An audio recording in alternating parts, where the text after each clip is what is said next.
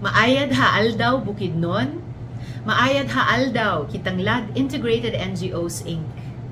Daghang salamat kaayo sa inyong imbitasyon na makapagbigay ako ng inspirational message kasabay ng pagdiriwang ng 27th Aldaw ta Kitanglad at sa parangal sa ating tatlong natatanging IP Women Environmental Defenders. Congratulations po at saludo po ako sa husay at galing ng aking mga kabaro.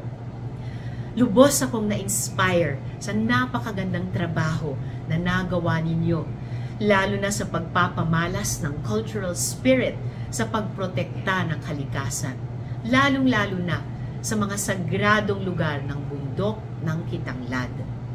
Napaka-importante po ng kaalaman ng ating mga IPs pagdating sa pagprotekta sa ating kalikasan, dahil kayo na po ang tagapangalaga nito bago pa man dumating ang mga mananakop sa ating bansa. To the Kitanglad Women Environmental Defenders, your dedication is an inspiration to us all.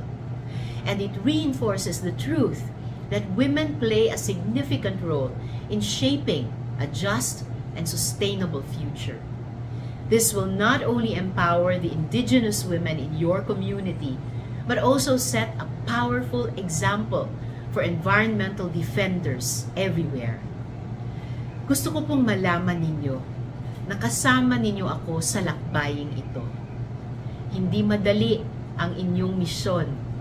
Sa katunayan, napaka-high risk nito dahil sa mga pananakot, intimidasyon at panghaharas mula sa mga may pansariling interes. It is our duty as public officials to stand behind you as you selflessly protect our natural resources. Magkatuwang tayo sa pagsusulong ng inyong mga karapatan at pagsisigurado sa inyong kaligtasan. Umaasa ako na hindi tayo bibitaw at patuloy na tatahakin ang landas na ito hanggat makamit natin ang Forests for a Just Future.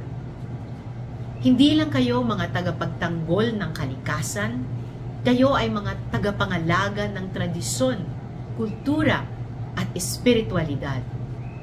Pinapaalala ninyo sa amin na ang pangangalaga ng kalikasan ang nagdudugtong sa ating nakaraan, kasalukuyan at kinabukasan.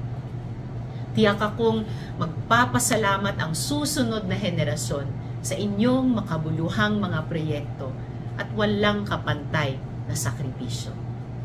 Muli, congratulations po sa inyo. Keep up the outstanding work. Continue to shine as the remarkable women you are.